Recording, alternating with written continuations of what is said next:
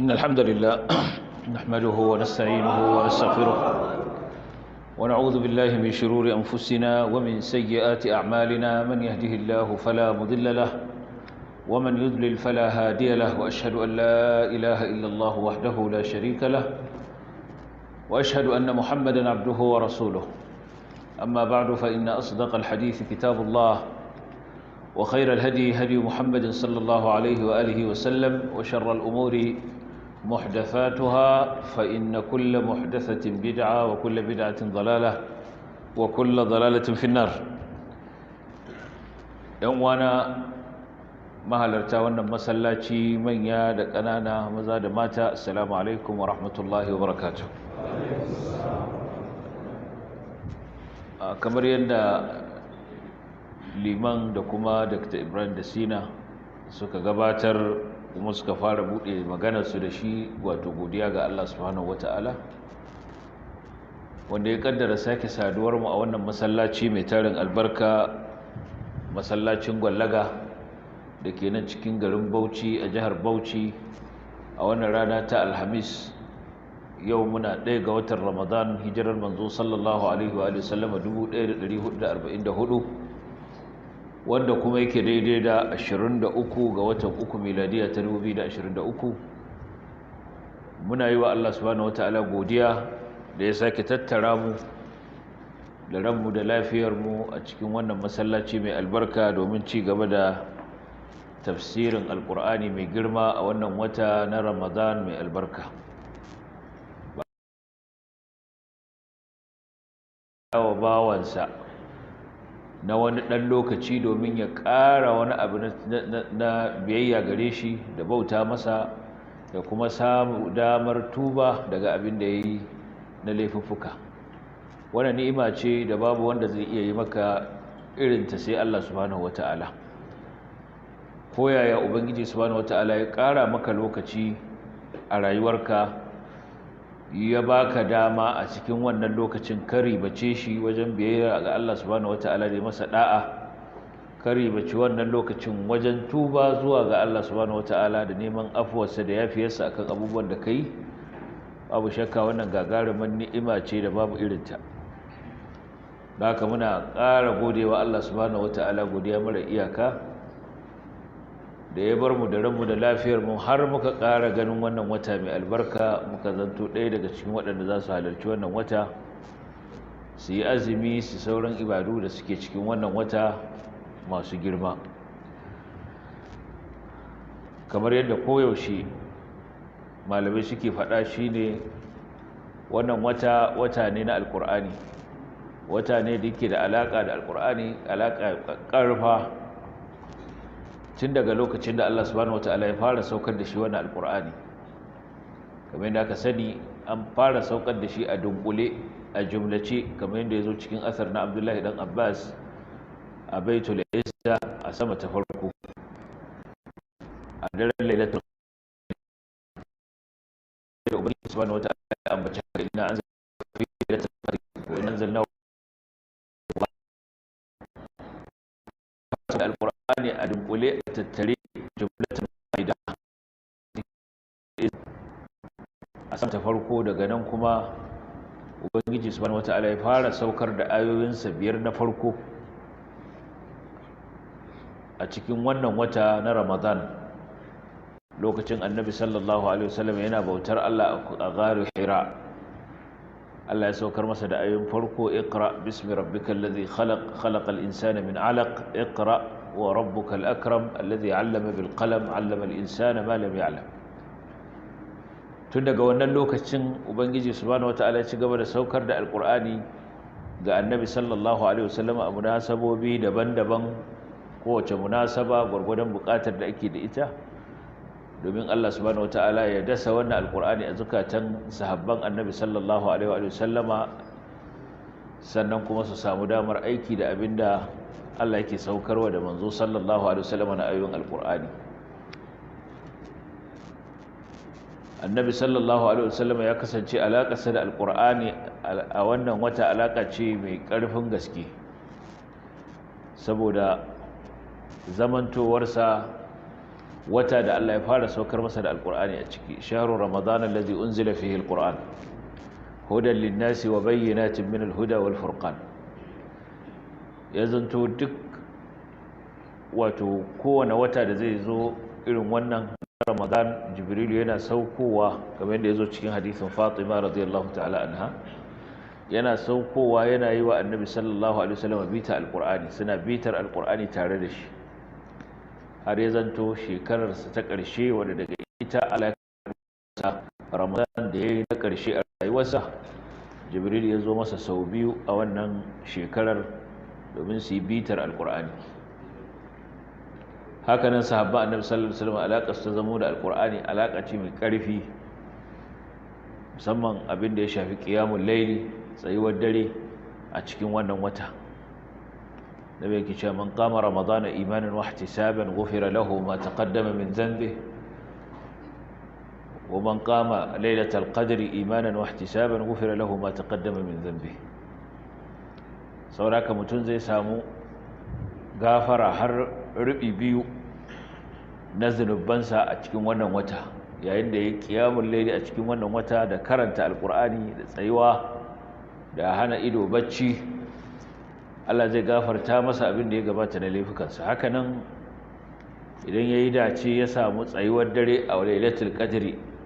daren lailatul qadri nan ma za a sake masa wannan gafara haka duk wanda ya samu waɗannan damammaki guda biyu babu shakka wanda ya ci ribar da babu kamar ta ya samu gafara irin wannan har sau biyu a wata ɗaya to haka sahabbai suka dage wajen qiyamul layli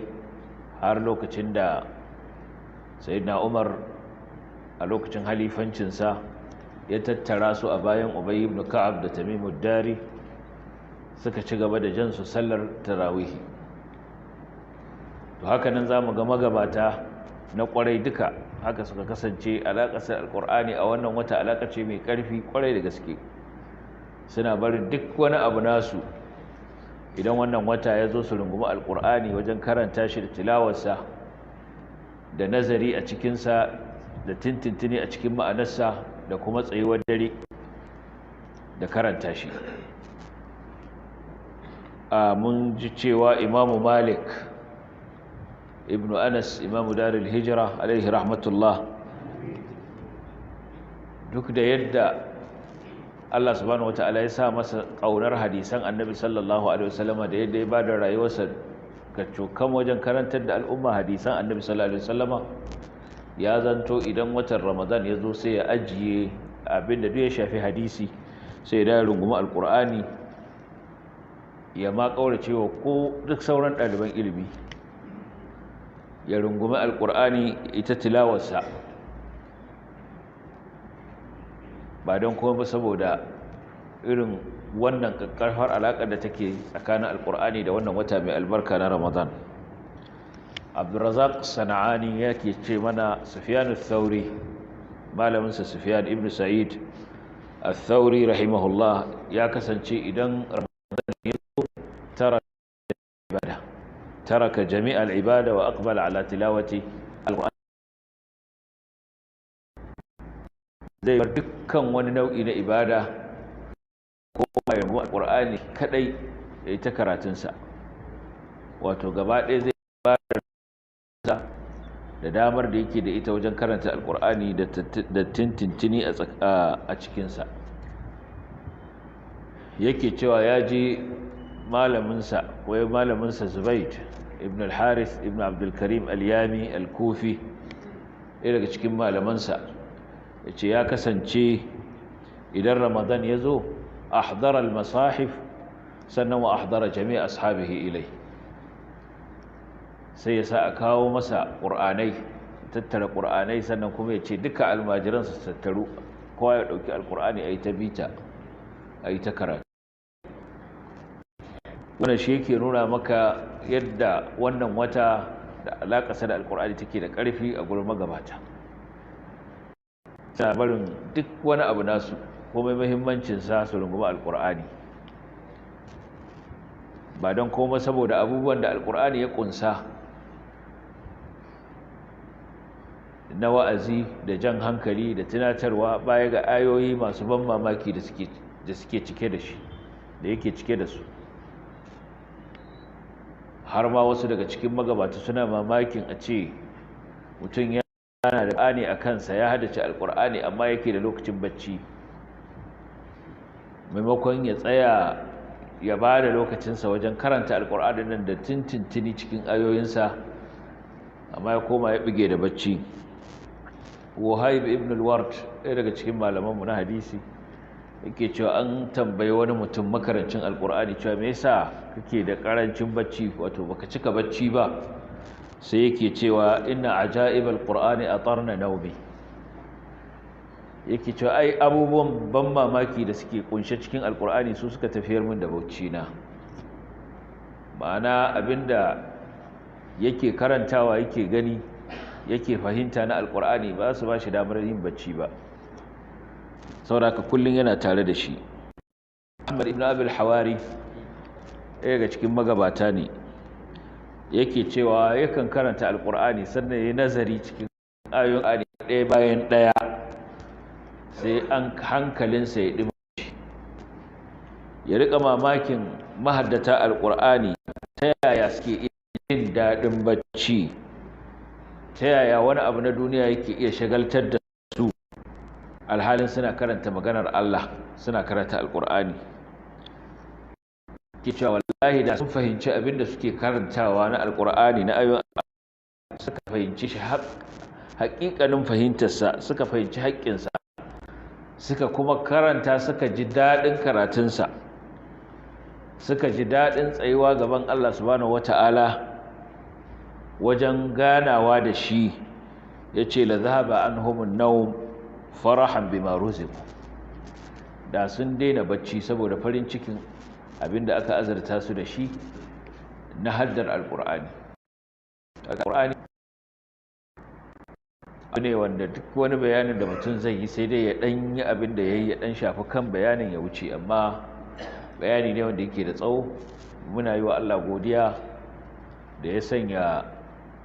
wannan ƙasa tamu, musulmi na wannan ƙasa,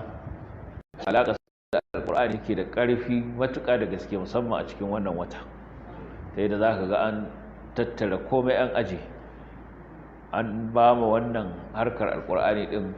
muhimmanci. Duk malamai sun rufe duk littattafan da suke karantarwa, kowa ya ɗauko alƙur'ani a buɗe a karanta mutane, ana musu bayanin.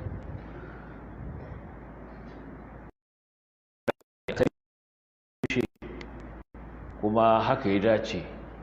ƙarfafa alaƙar mutu alƙur'ani fiye da yadda suke a kowane lokaci cikin wannan wata da ne yake da ita da wannan wata. Don haka ka yi wa Allah godiya idan har ka samu kanka cikin waɗanda suke sha'awar halartar guraren da ake karanta alƙur'ani, ake mudarasarsa, ake bitar ayoyinsa da ma'anoninsa. Ka yi wa Allah godiya idan ka tsinci kanka cikin masu sha'awar irin wannan. Babu shakka bakar baiwa ce Ubangiji subhanahu wata'ala ya maka ba. Muna ƙara godiya ga Allah subhanahu wata'ala akan wannan baiwa da ya mana. Muna kuma roƙonsa Ubangiji subhanahu wata'ala ya ba mu kyakkyawar fahimta ga maganganunsa, ya ba mu ikon fahimtar su kamar yadda ya dace, kuma Allah ya ba mu ikon aiki da abin da za mu karanta mu fahimta. Allah subhanahu wata'ala ya sanya ya zama mana jagora zuwa ga rahamarsa, zuwa ga gidan aljanna. Allah subhanahu wata'ala ya sanya ya zama mana mai ceto ranar gobe kiyama. Laifuffuka da muka yi ko da zamu yi, Allah ya yafe mana. Su kurakurai da gazawa da zamu yi, Ubangiji subhanahu wata'ala ya mana afuwa, ya yafe mana. Tuntuban baki ko tuntuban harshe ko na fahimta, Ubangiji subhanahu wata'ala ya mana afuwa akan ta. Sannan muna ƙara yi wa Allah godiya mara iyaka baya ga abin da aka riga aka aiwatar a wannan ƙasa na zaɓuɓɓuka, tun daga zaɓen shugaban ƙasa da 'yan majalisun tarayya har zuwa zaɓen gwamnoni da 'yan majalisun jiha. Aka yi aka gama lafiya ba tare da an ga tarnaƙi da tashin hankalin da ake tsammani ba. wannan ba karamar ni'ima bace ubangiji yayi wa wannan ƙasa ta ci gaba da zama lafiya, ta ci gaba da dorewa a matsayin ƙasa guda ɗaya dunkulalliya. Babu shakka musulmi ina sun yi ta addu'a ganin irin yadda abubuwa suka taso da zafi musamman a wasu ɓangarori. An yi zaton abin zai yi tsanani fiye da yadda aka yi aka gama, to kuma Allah da rahamarsa da liɗufinsa an shi addu'armu aka samu aka yi aka gama lafiya. Ko da an samu wasu 'yan yamutsi nan da can, wannan duk ba zai sa a ce ba a gama lafiya ba a yadda da ake tsammani. Kuma irin waɗannan 'yan tashe-tashen hankulan ko ba a zaɓe ba ana samun su a ƙasar nan. To aka zo aka yi zaɓe aka gama, mutane suka koma suka ci gaba da harkokinsu da yau da gobe. Abu shakka wannan ni'ima ce da za mu yi wa Allah godiya, kuma mu ƙara fahimtar cewa a kullum al'amura suka taso, abin da ya kamata bayin Allah su yi shi ne su koma gare shi. Shi kaɗai ne wanda zai samu musu mafita ta inda ba sa tsammani. Muna addu'a waɗanda ya zanto su suka lashe wannan zaɓe, su aka bayyana a matsayin waɗanda suka ci waɗannan zaɓuɓɓuka, waɗanda su jagoranci wannan ƙasa tsawon shekara 4 masu zuwa nan gaba. Muna musu addu'a Allah subhanahu wata'ala ya kama hannayensu, Allah ya ba su ikon yin adalci, Ubangiji ya ba su ikon yin daidai, Allah ya haɗa su da abokan tafiya mashawarta na gari, waɗanda za su tuna musu idan sun manta, waɗanda za su taya su idan sun tuna. Allah subhanahu wata'ala ya sa musu tausayi da ƙaunar talakawansu, ya sa musu tausayi da ƙaunar talakawansu a zukatansu, kuma ya kinsa musu tsoron tsayuwa gaba ga Ubangijinsu ranar da Allah zai tsayar da su ya ji mai suka yi dangane da wannan amana da suka ce sun ji sun gani a ɗora musu. Allah ya sa musu tsoron tsayuwa ga Allah, gaban Allah a wannan rana, domin su ansa tambayoyin wannan amanar da suka tarye ta da kansu suka ce a ɗora musu za su ɗauka. Mu kuma Allah subhanahu wata'ala ya ba mu haƙuri da juriya wajen yi musu biyayya kan abin da bai saba wa Allah ba. Ci gaba da musu kyakkyawar addu'a, su ma kuma suna ci gaba da tausaya mana. Allah ka tausaya mana gaba ɗaya. Allah subhanahu wata'ala ka daidaita al'amuranmu, ka daidaita al'amuran musulmi a ko'ina ne. A tafsirinmu na bara mun tsaya daga kan aya ta 32, wanda za mu tashi kan aya ta 33, amma da haka za mu ɗan dawo baya mu fara da kan aya ta 32 saboda karatun ya fi fitowa sosai. Muna tare da Malam Abubakar Rariya, wanda shi zai jagoranci karanta ayoyin da za mu fassara da ikon Allah a wannan zama namu na tsawon kwanaki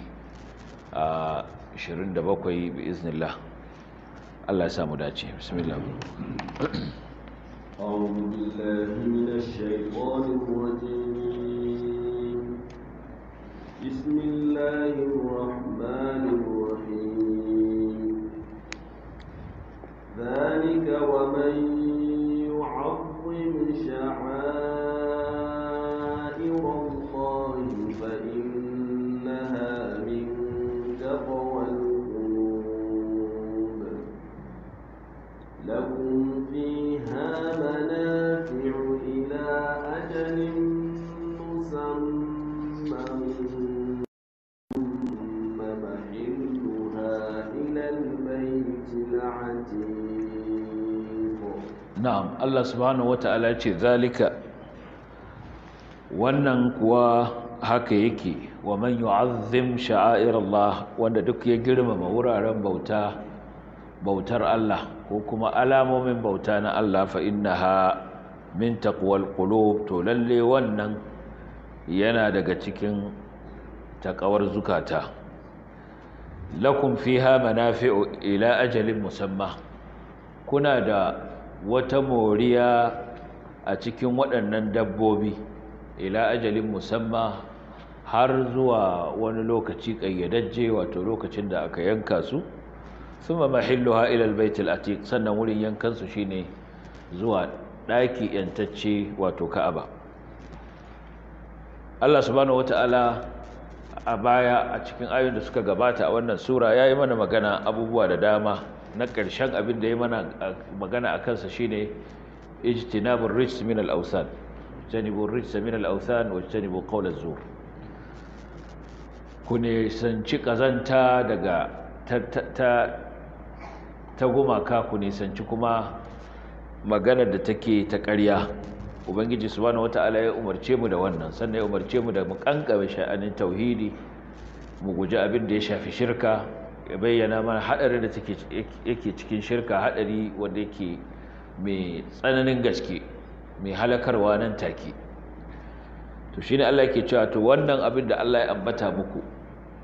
waɗannan hukunce-hukunce da Ubangiji ya ambata muku, dukansu suna daga cikin ta'zimu sha'irillah, suna daga cikin girmama alamomin bautar Allah. Wa man yu'azzim sha'airallah, wanda kuma zai girmama alamomin bautar Allah, daga cikin alamomin bautar Allah akwai dabbobin hadaya da na layya da kuke yankawa. Daga cikin girmama waɗannan dabbobi, tsayawa da kulawa da su tun daga lokacin da ma za ku fitar da kuɗinku ku saye su da tsada, sannan ku kiwata su, ku ba su abinci, ku ba su abin sha, ku kashe musu kuɗi, ku kula da lafiyarsu har lokacin da za ku zo ku wajen yanka su, sannan ku yanka su, sannan ku raba namansu ko ku ci. To babu shakka duka wanda yana daga cikin girmama alamomin bautar Allah subhanahu wataala. Saboda ka wannan dabbobi da ake yankawa da sunan hadaya ko ake yankawa da sunan layya, wata alama ce da take nuna risinawar bawa ga ubangijinsa. Don haka duk wanda yayi wannan to ya girmama wani abu da Allah subhanahu wataala ya ce a girmama. Saboda ka zubar da jinin dabba ta hanyar yanka ta ko soke ta a lokacin hadaya ko a lokacin layya, biyayya ce ga umarnin Allah subhanahu wata'ala, miƙa wuya ne ga Allah subhanahu wata'ala, taqwa ce, wato biyayya ne ga umarnin Allah da gujewa haninsa. Da haka ba wai wani abu ne da ake yi don alfahari ko kuma ake yi don kawai a ga jini yana zuba a ƙasa, da har ake samun wasu saboda bautsarewa da tsaurin ido su rika cewa musulmi suna asarar dukiya, ana ta yayyanka dabbobi kuma ana nuna rashin tausayi ga dabba. Haka kawai a zo a ta zubar da jini ba gaira ba dalili,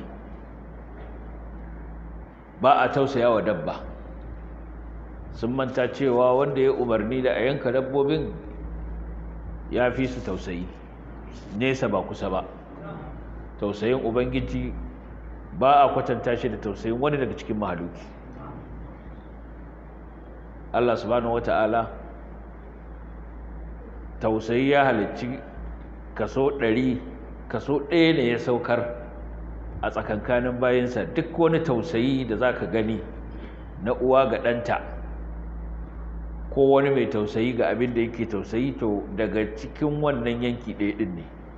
Amma kaso 99 Ubangiji ya bar su domin ya tausayawa bayinsa ranar gobe kiyama da su.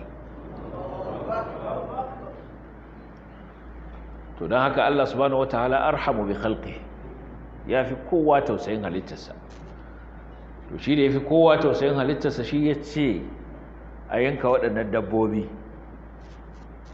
To mutum banza a banza yazo yana cewa ana zubar da jini haka kawai ba gaira ba dalili, ana nuna rashin tausayi. Kuma sai ka samu shi mai irin wannan maganar zuciyarsa ta ƙeƙashe wajen azabtar da ɗan adam ɗan uwansa, wajen yi wa ɗan adam jinsinsa ƙeta da mugunta, amma kuma yana tausaya wa karensa.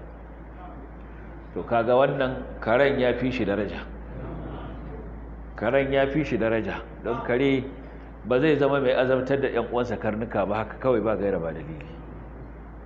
Kuma kare Allah bai bashi wata fahimta ba, bai bashi wani hankali irin wanda ya ba wa ɗan adam ba.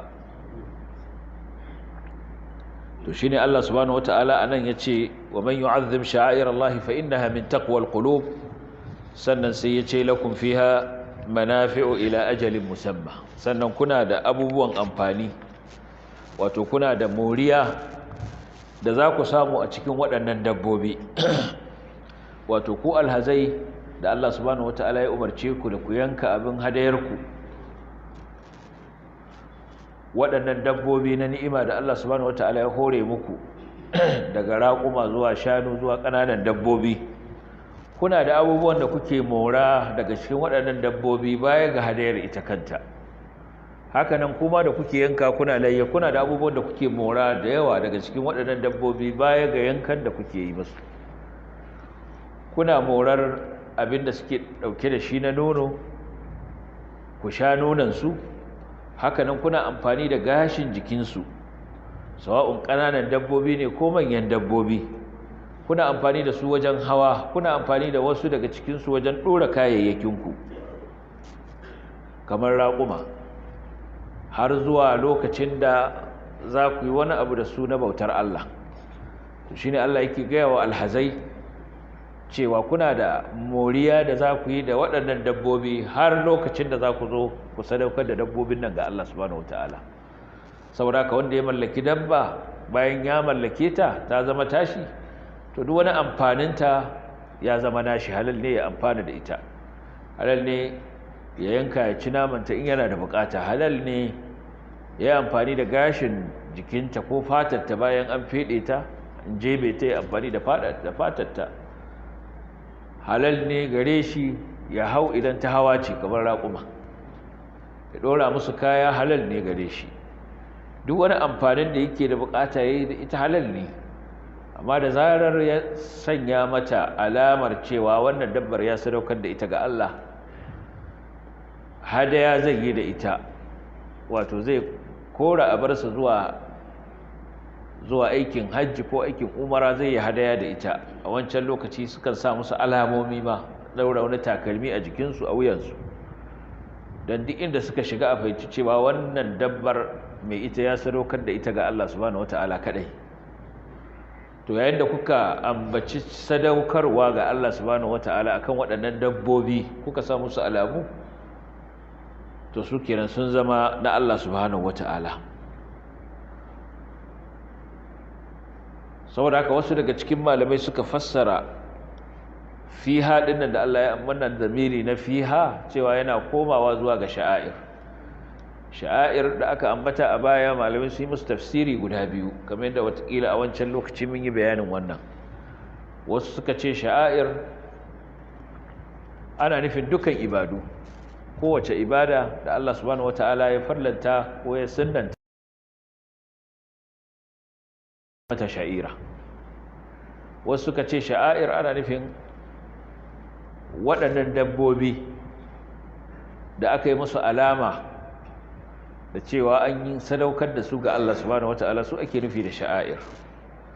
to idan muka ce dabbobin ake nufi, to za mu ce lakum fiha ay fi hadhihi sha'air fi hadhihi albudun, waɗannan dabbobi kuna da damar ku yi amfani da su ila ajalin musamma, har zuwa wani lokaci kayyadajje, shine lokacin da kuka ce dabbobin nan kun sadaukar da su ga Allah subhanahu wataala. to a wannan lokacin sun zama mallakar ubangiji shi kadai, ba ku da iko ku sayar da su ko ku yi kyauta da su. wasu malamai suka ce ba ku da ikon ku yi amfani da su ta kowace fuska, sai dai amfani na larura. akwai wanda ma suka ce kowane irin amfani ba za ku yi da su ba, ba ku ƙara shan nonansu ba, ba ku ƙara hawansu ba, ba za ku ƙara ɗora musu kaya ba, ballantana kuma a yi zancen sayarwa ko kyautarwa. wasu suka ce a'a, kuna da damar ku yi amfani da su wajen hawa ko ɗora kaya idan ya zanto akwai buƙatar haka. yayin da mahajjaci ya gaji yana buƙatar abin hawa a cikin halin tafiyarsa, ga kuma raƙuminsa ya sa masa alamar cewa ya sadaukar da shi ga Allah, suka ce anan zai iya hawa. wasu suka ce in ya hau a yanayin larura, yayin da ya ji ya huta, to ya sauka. kai ci gaba da kuma more shi. Wasu suka ce a'a, in dai har abin da ba sayarwa ba ne ba kuma wato kyautarwa ba ne ba kuma abin da zai sarayar da wannan dabba ba ne, to zai iya amfani da shi a nan. Suka ce za su yi amfani da shi a nan. Saboda haka kaga manafi ɗin fi haɗin idan ya zanto ana nufin dabbobi, to ana maganar amfani da su a irin wannan. In kuma ana nufin duka wasu abubuwa da Ubangiji subhanahu wata'ala, to kana da dama ka mori wannan abun ta hanyar neman lada har zuwa lokacin da Allah subhanahu wata'ala zai karɓi ranka, shine ila ajalin musamma. Su kuma wancan ila ka ce dabbobi ila ajalin musamma shine lokacin da ka sa wato ko dai ka riga ka sadaukar da su ga Allah, ko kuma lokacin da aka je wurin yanka su. Ibn Jarir al-Tabari alaihi rahmatullah shi da yake ya tafi akan cewa sha'air din nan ana nufin duka, wato ana nufin umum, ana nufin hadaya, ana nufin sauran ayyuka gaba daya. Sai yake cewa abinda ya gabata a baya cikin wannan aya, cikin ayar da ta gabata, zalika wa man yu'azzim sha'airallah, wanda yana nuna cewa fi hadin nan ana nufin su sha'airallah din. Yake cewa duk kuma wani aiki, kullu ma kana min amalin aw makanin ja'alahu Allahu 'alaman limanasiki hajji khalqihi idh lam yakhsus min dhalika jalla thana'uhu shay'an fi khabarin wala aql. Don haka fi haɗin nan ana nufin dukkan abin da ya riga ya gabata na sha'airullah, sawa'un wurare ne da Allah subhanahu wata'ala ya ayyana su a matsayin wuraren da za a yi bautar Allah, kamar aikin hajji da umara. Aiki ne da ake shi a wani wuri inda ba a nan ba, ko ina duniya ne ba za a yi shi ba. Saboda haka a cikin garin Makka ma a cikin masallaci mai alfarma, ɗakin Ka'aba, sannan kuma mas'a wurin sa'ayi, sannan kuma in aikin hajji ne tun daga miƙati har zuwa kuma inda za a je a yi tsayawar arfa har zuwa Mina, har kuma a dawo ga ɗakin Ka'aba domin a yi ɗawafin hajji. To waɗannan wurare gaba ɗaya ya ce duk suna cikin sha'airullah. Duk wurare ne da Allah ya riga ya keɓance su domin bautar Allah, bautar da babu inda za a yi ta sai a nan. Duk inda ake bauta, to ba zai ta yi ba a yi wata bautar da wato a yi aikin umara da hajji a wannan wuri, sai dai an je can dole. Sannan lokuta da Allah ya ware don wasu ibadu na musamman, kamar shi kansa aikin hajjin da aka ware masa waɗannan lokuta da ba a yin aikin hajji sai a cikinsu. Alhajju ashhurun ma'lumat, watanni ne sanannu. Waɗannan watanni a cikinsu da kwanakin aikin hajjin su ma suna cikin sha'airullah, suna cikin alamomi na bautar Allah subhanahu wata'ala. Yake cewa to dukkan waɗannan abubuwa ne da ba zai yiwu ba wani ya iya keɓance wani abu ya ce shi kaɗai ake nufi a nan banda wannan. Haka a wajen shi Imam Tabari ana nufin duka waɗannan abubuwa da suka shafi wuri, suka shafi ayyuka, suka shafi lokuta, dukkansu suna cikin sha'airullah. Shi ne ya ce fa'iza kana zalika ka zalik, in haka abin yake, ya ce to fa ma'lumun anna ma'ana qawlihi lakum fiha manafi'u ila ajalin musamma ay lakum fi hadhihi ash-sha'air. To abinda ake nufi kenan lakum fiha manafi'u, cikin waɗannan ababen bauta ko alamomin bauta ko wuraren bauta ko lokutan bauta kuna da moriya har zuwa wani lokaci kayyadajje. Yace to in ya zanto abinda yake sha'air din da kake tare da shi dabbobi ne na hadaya, to fa manafi'uha lakum min hina tamlikuna ila an awjabtumuha hadaya wa budnan. Amfanin da za ku yi da waɗannan tun lokacin da kuka mallake su, kuna da dama ku amfana da dabbobinku da kuka mallaka har zuwa lokacin da za ku ce waɗannan dabbobin kun mallakar da su ko kun sanya su su zama dabbobin hadaya, su zama raƙuman hadaya. Wa ma kana minha amakin, in kuma wurare ne yunsaku lillahi indaha, guraren da ake yi wa Allah bauta, famanafi'uha to amfanin da za ku mora daga waɗannan wurare shine at-tijaratu lillahi indaha ku yi kasuwanci tare da Allah a wannan wurare ta hanyar dawafi da sa'ayi da addu'o'i da salloli da karatun alqur'ani da tasbihi da zikiri da ambatan Allah gaba daya wal amalu bima amara bihi ila ash-shukhus anha za ku tayin abin da aka umarce ku ku yi na ibada a waɗannan wurare har lokacin da za ku bar waɗannan wurare kaga lakum fiha manafi'u ila ajalin musamma in yazan wuraren ake nufi to shine lokacin da za ku gama abin da kuke yi ku bar waɗannan wurare za ku mori waɗannan wurare wa ma kana minha awqatan in kuma sha'air din ana nufin lokuta kamar da kace kamar aikin haji wani aiki ne da yake da lokaci in lokacin bai yi ba waɗannan watannin ba su yi ba za ka iya wato ɗaukan ɗamarar aikin haji ba to in a wannan in ana nufin sha'air ana nufin waɗannan lokuta ne fa an yuta'a Allahu fiha bi amali a'malil hajj shine aiwa Allah da'a a cikin waɗannan lokuta ta hanyar aikin haji wa bi talabil ma'ashi fiha bit tijara to amfanin da ake nufi anan shine kai aikin haji a ciki sannan in kuma kana da harkar kasuwancin ka da kake iya yi a can kana iya kai ka amfana da wannan har zuwa lokacin da zaka yi dawafi ga ɗakin Allah subhanahu wata'ala Imam al-Bukhari ya fitar da riwaya da Imam Muslim daga Abu Hurairah radiyallahu ta'ala anhu cewa Annabi sallallahu alaihi wa sallam ya ga wani mutum yana kora raƙumarsa fa qala irkabha Annabi ce ka haura raƙumarka mana ya ganshi yana tafiya a kafa a wata riwayar qad jahadahu al-mashi wato ya jigata a tafiyar da yake wato kila ya fito daga wani kauye mai nisa sa saba wannan dabbar alamar cewa wannan dabba ce da na sadaukar da ita hadaya ga Allah subhanahu wataala to sai koro dabbar ita wannan raƙuma yana tafiya a kafa akwai ruwaya da bata inganta ba cewa yana tafiya yamshi ma hafiyan yana tafiya ba takalmi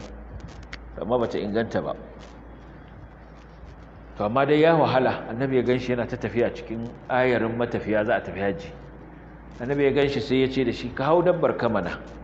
sai ya ce ya rasulullahi innaha badina ya rasulullahi dabba ce yana nufin dabba ce da ya riga ya sadaukar da ita ga Allah subhanahu wataala saboda yana ga kamar bai dace ya hauta ba annabi ya saki cewa irkabha waihak kai canka ka hau mana a wata ruwayar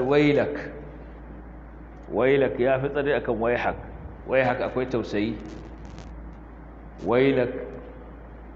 shine banu ce bananka ka hauta ya faɗa masa a kara na biyu ko a na uku to yana cewa ka hau shi ko yana cewa a dabba ce da na ba da ita ga Allah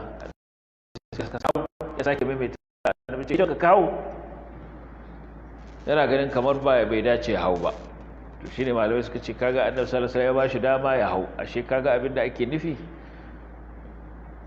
idan an mallaka su ga Allah subhanahu wataala ba yana nufin ba za a amfana da su ba ga abin da ya shafi hawa domin wasu suna tsanantawa kan cewa ko hawa ba za a yi ba wasu kuma suka ce a za a hau inda larura suka ce shi ma wannan larura ce ta sa annabi ya ce ya hau ganin cewa ga irin yanayin da ya ganshi ya jigata saboda tafiya a kafa sai annabi ya ce ya hau Imam Muslim da Abu Dawud da Nasa'i sun fitar da hadisi daga Abu Zubair an Jabir ibn Abdullah an tambaye shi game da hawa abin hadaya wato dabbar hadaya a hauta sai ya ce naji annabi sallallahu alaihi wasallam ya qulu irkabha bil ma'ruf idza uljita ilaiha hatta tajida dhahran ka hauta ta yadda ya kamata ta yadda ya dace wato hawan da ba za ka wahalar da ita ba ko ka cutar da ita idza uljita ilaiha in ya zanto ka matsu wajen sai ka hauta saboda baka da wani abin da zaka hau sai ita kila ga gajiya ga tafiya mai nisa shanabi yake cewa hatta taji da zahran sai ka samu wani abin hawan to wanda yana daga cikin hujjojin masu cewa ana hawa da larura amma in ba larura ka a hau tunda an riga an sadaukar da ita ga Allah subhanahu wata'ala to a barta a yadda take a sake kada a dora mata wani abu kada kuma a hauta, amma in larura ce to a hauta gwargwadon larura. Wasu ma suka tsananta cewa in gajiya ce in ka ji ka huta kawai ka sauko, dole ne ba za ka ci gaba da hawanta ba. to wanda yafi ra'ayin su yafi sassauci akan waɗanda suke cewa ba za ka hau ba a kowane yanayi, saboda ga hadisai sun nuna haka. Su waɗancan tunanin cewa tunda ka riga ka sadaukar da ita ga Allah subhanahu wataala, to ta yaya kuma zaka da kana moratta, ya nuna baka sadaukar da ita ga Allah ba. ce don abinda kuma ya zanto ba za ka iya sayar da shi ba, to ba ka da iko ka sayar da shi ko ka yi kyautarsa, ce to ba ka da mallakinsa ba za ka amfana da shi ba. to shi ne wasu malamai suka ce musu a'a, ai akwai abinda ba za ka an hana ka sayar ko ka ba da kyauta, amma kuma kana da mallakinsa, kamar ummul walad, wanda ya mallaki kuyanga ta zama sadaka har ta haifan masa ɗa. shari'a ta hana shi ya sayar da wannan kuyangar, shari'a ta hana shi ya yi kyautatta, hana shi ya yi kyautatta ko ya sayar da ita, ai bai hana shi kuma ya amfana da ita ba. saboda suka ce wannan duk ba zai hana su yi amfani da ita ba. Limamu Ahmad ya fitar da ruwaya a cikin musnad ɗinsa da sanad hasanin li ghairihi daga Ali ibn Abi Talib radiyallahu ta'ala anhu, an tambaye shi mutumin da yake da hadaya zai iya hawan kan abin hadayarsa, yace da shi la ba'sa bihi, qad kana an-nabiy sallallahu alaihi wasallam yamurru bir-rijali yamshuna fayamuruhum yarkabuna hadiya. ce babu laifi, annabi sallallahu alaihi wasallama yakan wuce ta gaban wasu mutane, za a tafi ajiye wuce ta gabansa sai ga su suna tafiya a kafa, shi kuma ya koro dabbobin hadaya raƙumansa, sai umarce su su hau raƙuman nashi, sai umarce shi su hau raƙumansa. sai na ali ce wala tattabi'una shay'an afdala min sunnati nabiyyikum sallallahu alaihi wasallam, ba wani abin da wato ya dace ku bi wanda yafi sunnar annabinku sallallahu alaihi wasallam. to da har annabi sallallahu alaihi wasallam ya ba da dabbobinsa na hadaya an hau, an yi wani amfani da su, ma'ana kana iya cewa ya ba da damar a yi amfani da su, duk da cewa ya riga ya keɓance su ga Allah subhanahu wata'ala, wanda ya nuna cewa babu laifi a yi amfani da su. wanda shine lakum fiha manafi'u ila ajalin musamma, kuna da moriya a cikin waɗannan dabbobi har zuwa lokacin da yake ƙayyadajje, shine lokacin da za a je a yanka su. kamar yadda muka ce, wasu daga cikin magabata kamar Abdullahi dan Abbas da wasu daga cikin tabi'ai suna cewa ila ajalin musamma ay ma lam tusamma wa tu'ayyan, matukar ba a riga an ce waɗannan dabbobi ne na Allah ba, an ce dabbobin hadaya ne, matukar ba a faɗi wannan ba shine ila ajalin musamma, kuna dama ku mori dabbobinku. amma yayin da aka ce kun riga kun ambaci waɗannan dabbobi kun musu alama cewa hadaya ce, kun ba da su ga Allah subhanahu wataala, to ba ku da dama kuma ku yi amfani da wannan. haka dukkan wani abin da kuka ware domin bautar Allah, kuka ba da shi dan Allah, to ba za ku dawo kuma ku mallake shi ba ko ku mallake amfaninsa. idan gida ne ka ba da waƙafi, to shikenan ya zama waƙafi, ba damar ka dawo ka ce ka karɓe gidanka ka sayar, ko an yi faɗa da kai ka ce ka kwace waƙafin da ka bayar. waƙafi ba a kwace shi. ko da suke ba da masallaci waƙafi, ana sallah in suka tashi sayar da gidan sai su sayar da hadda masallaci, kaga wannan sun aikata abin da yake haramun, kuma wannan ciniki bai yi ba. in za ka iya sai da ɓangaren da ba masallacin ba, baya cikin waƙafin shi kenan, amma dai shi wannan masallaci ne, ba zai sayu ba. hakanan gidan da ka ware ka ce gashi waƙafi ne na marayu ko na wasu almajirai ko wasu wanda za su amfana da shi, to ba ka dama kuma ka dawo ka abin nan. amma ya halatta kai ma in wata buƙatar ka ta tashi ka amfana da shi, babu komai. mota ce ka ce ka ba da ita waƙafi don Allah, a rika fita wa'azi da ita, a rika fita tafsiri, a rika fita karatuttuka, ba laifi kai ma aka zo fita a shiga da kai a ɗauke ka, ka ba da ita kai ko me zai sa ka hau, za ka iya hawa a tafi da kai. sannan Allah ya ci gaba da cewa وَلِكُلِّ أُمَّةٍ أمة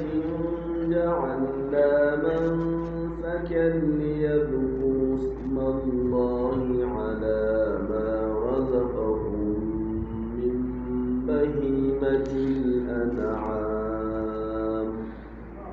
فإلهكم إله واحد فله أسلموا وبشر المخبتين. Allah ce wali kulli ummatin ja'alna mansakan liyadhkuru ismallahi ala ma razaqahum min bahimatil an'am. Wali kulli ummatin kowace al'umma ja'alna mansakan mun sanya musu irin ibadar da za su bauta wa Allah da ita. Liyadhkuru ismallahi ala ma razaqahum min bahimatil an'am, domin su ambaci sunan Allah a bisa abin da ya azurta su da shi na dabbobin ni'ima. Fa ilahukum ilahun wahid, dan haka abun bautar ku abun bauta ne daya. Falahu aslimu, to gare shi za ku miƙa wuya. Wa bashiril mukhbitin, kai albishir ga masu kankantar da kai. Anan ubangiji subhanahu wataala yayin da ya zanto mushrikai sun sanya wa ababen bautar su gumakansu nau'ukan ibada irin wanda ake wa Allah subhanahu wata'ala, musamman ma a cikin ayyukan haji. Irin abubuwan da aka ce Allah za a yi wa a cikin aikin haji sai ya zanto za su yi wa gumakansu, za su saka gumakansu a cikin Ka'aba, suna dawafi ga Ka'aba, suna dawafi ga gumakansu kuma. La labbaika la sharika lak illa sharikan huwa lak tamlikuhu wa ma malak. Suna zagayawa suna cewa Allah baya da abokin tarayya sai wannan abokin tarayyar da yake nashi ne da abin da ya mallaka. To haka nan a wajen sa'ayi nan ma suka sanya gunki akan Safa wanda suke kiran shi Isaf, suka kuma sanya wani gunki akan Marwa wanda suke kiran shi Na'ila. Yadda mahajjaci ko mai umara yake sa'ayi ya kai ya kawo tsakanin Safa da Marwa, to haka nan su ma za su yi wannan sa'ayi tsakanin Safa da Marwa, amma kuma za su fara daga gunki ne su tike daga gunki zuwa gunki, wanda ya sa har lokacin da musulunci ya zo musulmi suka ji ƙyanƙyamin su yi wannan sa'ayi na Safa da Marwa saboda waɗannan gumaka. Sai suke ga kamar idan suka yi wannan sa'ayin kamar suna yi wa wannan gumakan ne. Allah ce inna safa wal marwata min sha'airillah faman hajja albayta aw i'tamara fala junaha alayhi an yatawafa bihima. Daga nan musulmi suka gane cewa babu komai, wannan yana daga cikin alamomin bauta ko wuraren bauta na Allah, don haka za su iya ci gaba da bautar Allah anan. To mushrikai sun mayar da wato ababen bautar su ababen tarayya ga Allah subhanahu wataala wajen sanya musu irin bautar da suke wa Allah, su ma suka sanya musu irinta. Suka sa musu lokutan da suke bautar Allah, ake bautar Allah a cikinsu, suka sanya wa waɗannan gumaka su ma waɗannan lokuta. Hakanan irin abin da ake yanka dabbobi da ake yi don neman kusanci ga Allah subhanahu wata'ala, ya zanto su ma waɗannan gumaka suna musu irin wannan yanka. To shi ne a nan Allah subhanahu wata'ala yake faɗakar da su, tuna musu cewa Allah subhanahu wata'ala shine mai sanya wata bauta, wani abu ya zama abin bauta ga mutane, kuma shi kadai ne yake da wannan haƙƙi. Kowace al'umma shine abin bautar al'ummar, kuma shine yake shar'anta musu wannan bautar. Babu wani wanda zai shar'anta ma wasu bauta ba Allah ba subhanahu wata'ala. Babu wani wanda zai shar'anta ma wasu su bauta ma wani ba Allah ba. Sauraka Allah shi kadai ne mai shar'anta bauta. am lahum shuraka shar'u lahum min ad-din ma lam ya'zan bihi Allah. Allah shi kadai ne mai shar'anta abu ya ce bauta ce gare shi, sannan kuma shi kadai ne ake bautawa. To shi ne yake tuna musu ba su da damar da za su shar'anta wasu hanyoyi na bauta wanda ba Allah ne ya shar'anta musu ba, sannan kuma ba su da ikon su ainihin bauta ma wani ba Allah ba, saboda Allah subhanahu wataala shi ya halicci waɗannan dabbobin da suke yankawa suna kusantar wasu gumaka da su. Halittar Allah ce, ni'imominsa ne, shi ya ni'imta su da waɗannan ni'imomi. Wanda kuma ya halicci halitta ya kuma ni'imta waɗannan halitta, to shi ya kamata a bautawa, ba a bauta ma wanda bai yi halitta ba ballantana ya ni'imta wata halitta da wata ni'ima. Allah subhanahu wata'ala yake cewa fa man yakhluqu kaman la yakhluq, wanda yayi halitta zai zama daidai da wanda bai yi halitta ba. Ya ayyuhan nasu ubudu rabbakum alladhi khalaqakum wal ladhina min qablikum la'allakum tattaqun. ja'ala al-ardha firashan was samaa bina'an wa anzala minas samaa'i ma'an fa akhraja bihi minath thamarati rizqan fala taj'alu lillahi andadan wa antum ta'lamun.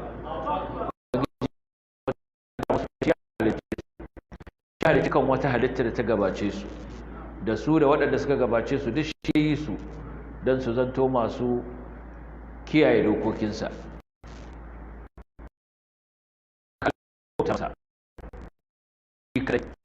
Shi ya tasu da ruwa, tasu da tsirai daga ƙasa, duk wata ni'imar da suke kai komo ta yaya za su ɗauki bauta kuma su ba ma wani Allah ba shi ba. To shine wannan ayat take tuna musu ba kowa ya cancanta a bautawa ba sai Allah. Koda kuwa za a samu al'ummu daban-daban, ibadunsu daban-daban. Ibadar da mutanen Annabi Ibrahim suka yi bautawa Allah da ita ba lalle ita ce mutanen da Annabi Musa suka bauta Allah da ita ba. Kowace al'umma ana shar'anta musu wani nau'i na ibada da ya dace da lokacinsu da zamaninsu, da yanayinsu da irin halittar da Allah ya musu. Amma kuma mai shar'antawa ɗaya ne, ba su suke wa kansu ba, Allah ne yake musu wannan tsari. Sannan kuma shi kaɗai suke bautawa. Ya ce wa likulli ummatin ja'alna mansakan, kowace al'umma mun sanya mata nau'in ibadar da za ta bautawa Allah da ita.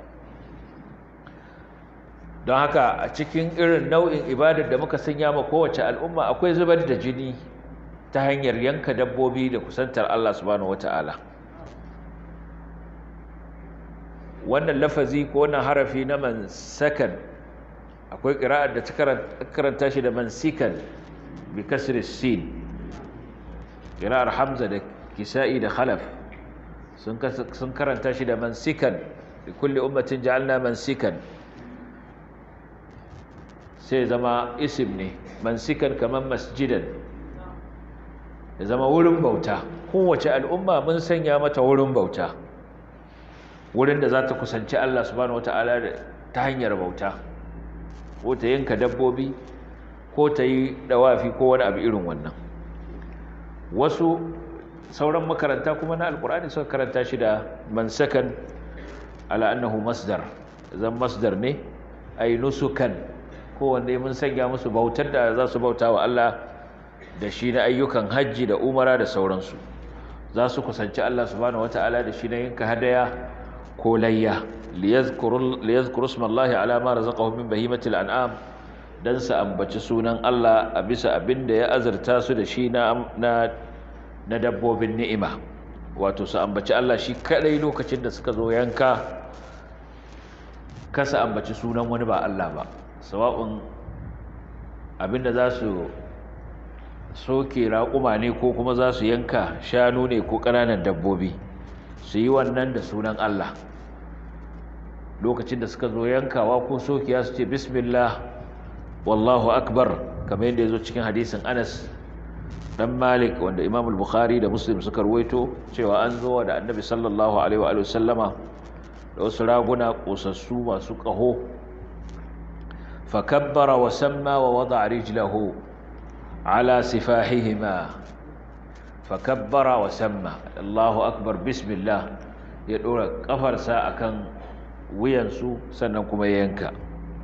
Saboda haka akwai buƙatar su ambaci Allah domin su nuna cewa wannan abu da suke gabatarwa na Allah ne subhanahu wata'ala shi kadai. Haka nan Imam Ahmad da Abu Dawud da Tirmidhi sun rawaito hadisi daga Jabir dan Abdullah yake cewa na halarci Annabi sallallahu alaihi wasallama a lokacin sallar layya,